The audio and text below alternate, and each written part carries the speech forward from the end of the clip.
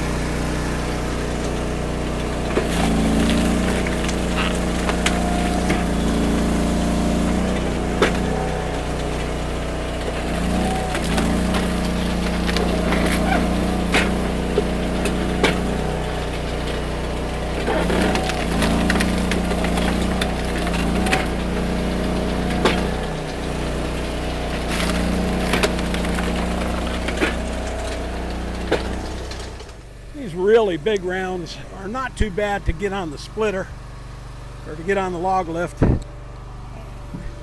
You can roll them up here. And the log lift has no problem lifting them. The problem is, once you get them up there and you start splitting them, and if you need to adjust that round, it can be a little bit difficult. And what I'm thinking about, since I'm getting a lot of this big wood, is looking at getting a splitter I can put, horizontal splitter I can put on the front of my tractor, something like the Easton made 324, and maybe at least halve them, maybe quarter them, make them a little bit easier to handle. But yeah, that's something I might be looking at down the road.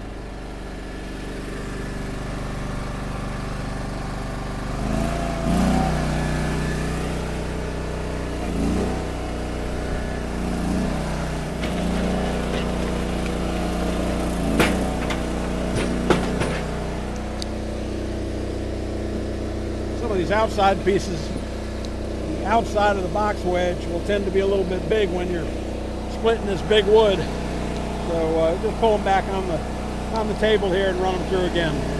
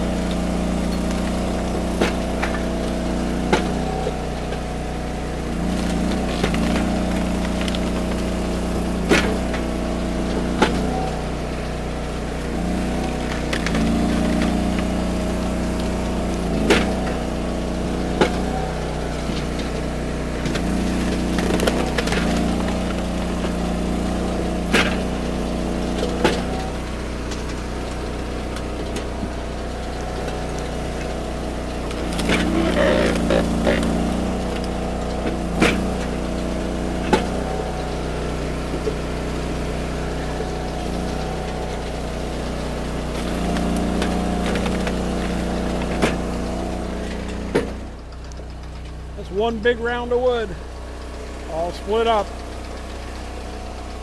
with a minimum amount of effort.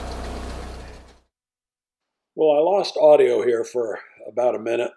Didn't realize the battery in my microphone had died, but we're putting some of these big oak rounds on here now, big piece of white oak here, and the 2228 just pushes it on through, no problem at all. And the pullback arm is the big advantage to the box wedge system, because if you were working with a horizontal splitter, after you pushed it through and split it 4 ways, 6 ways, whatever, you would still have to bring that big piece back, and the pullback arm does it for you.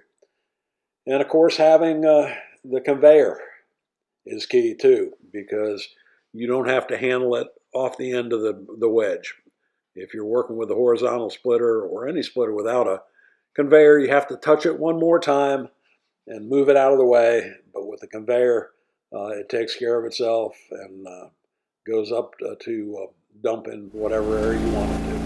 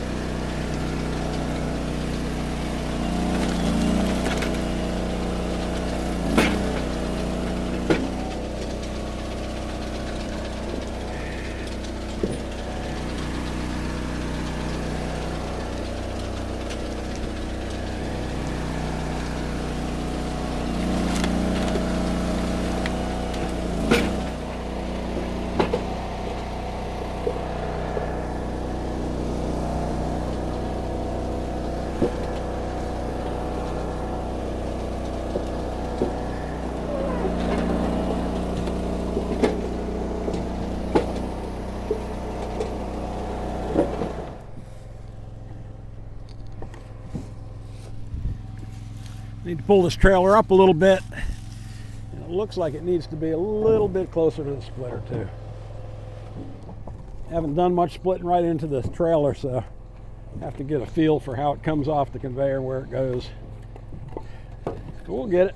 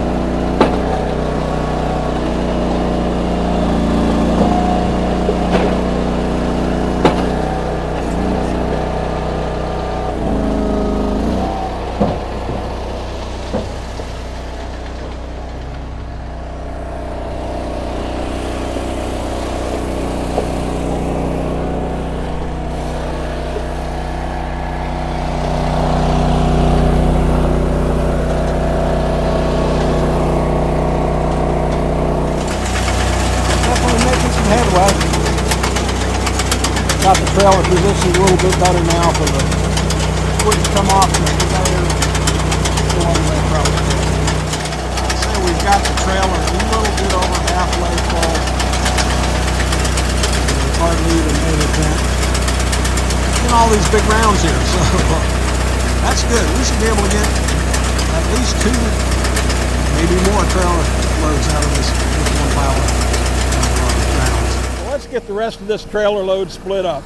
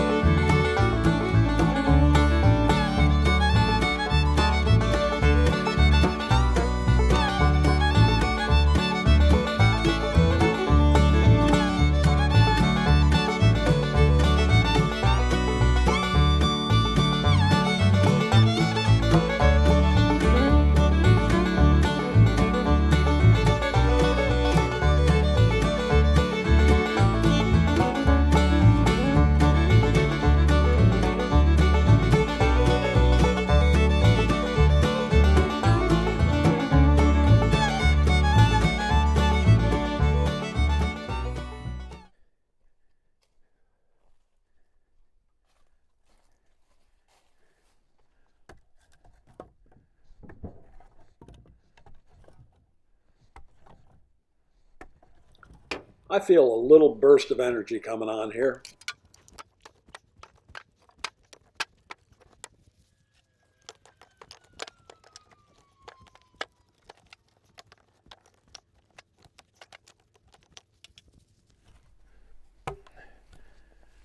Well, there it is.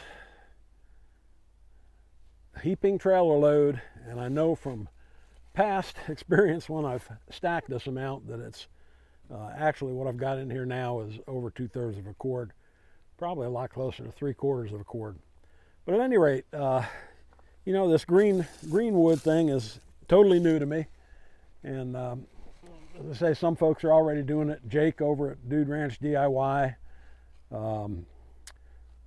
Russ at Willie's Firewood, I don't know, a couple others too.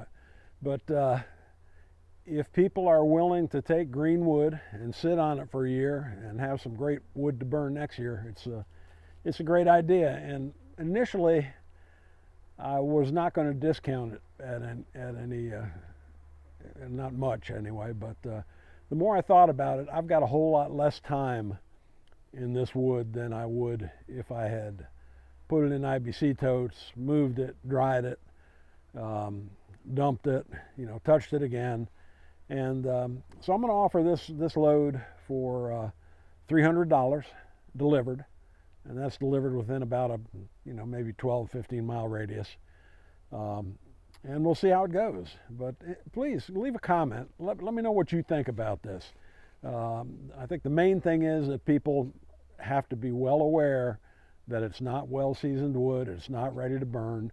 And if you're upfront with them and honest with them, and they want to go ahead and start stockpiling their wood for next year, I think it's a great idea, great for them, great for me.